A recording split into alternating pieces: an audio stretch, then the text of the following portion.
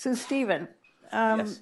after your own road trip across Saudi Arabia in late 2017, you wrote a piece titled, Saudis Are Hoping Mohammed bin Salman Will Drain the Swamp.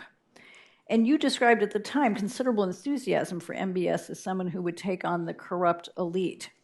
The rest of the world has soured considerably on MBS, and as we saw in Marty's documentary, certainly an awareness among certain Saudis of exactly how repressive this place has become, and more repressive than it ever was. And I never heard anyone use the term police state before to describe what's going on in Saudi Arabia. Do you think that there is still a significant core of people who see him as doing what they want done in Saudi Arabia?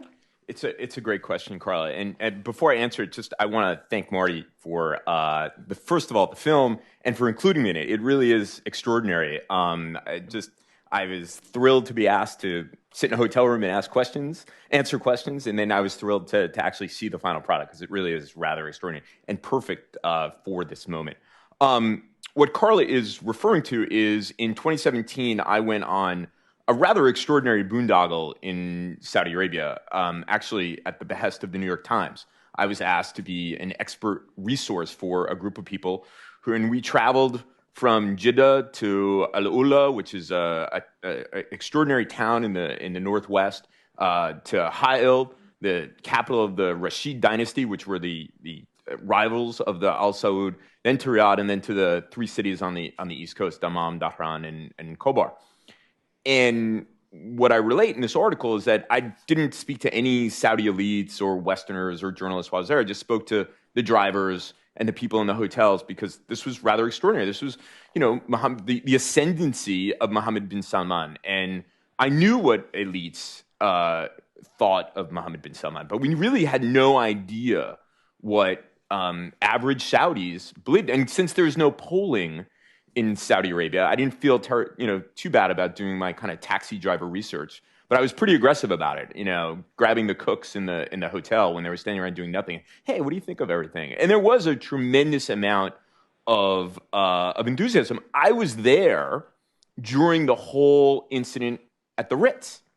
In fact, I was on my way to Riyadh when that was all going down, and I was worried that they were going to arrest more people, and I was going to get kicked out of the Intercontinental because they needed more rooms to use as jail cells.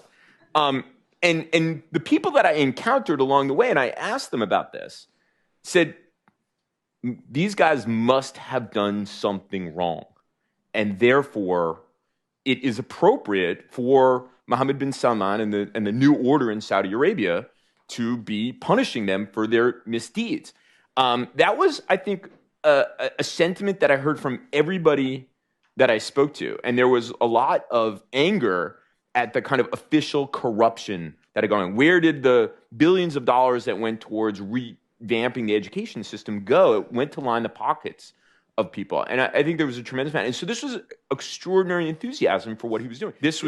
All of these things, the concerts, the WWE, were very, very popular with people. There was an expectation of social reform. And one of the things that is seared into my mind is that a young man said to me, people have it wrong. If there isn't reform here, there's going to be an uprising.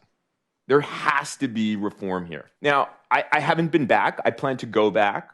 But through my contacts with many Saudis and younger Saudis, his constituency, people in the 30s and 40s, those are the people that I've been spending a lot of time talking to.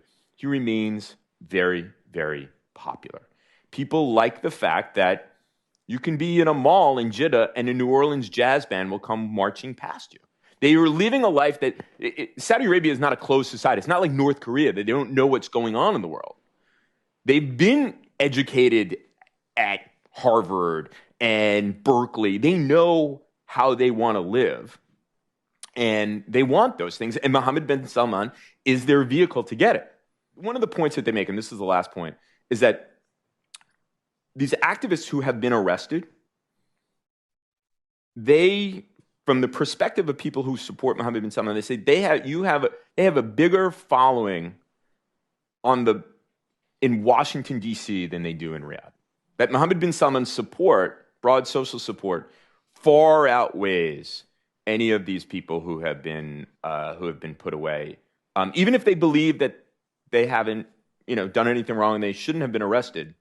They recognize that for them, for the way in which they want to live, Mohammed bin Salman is their best hope.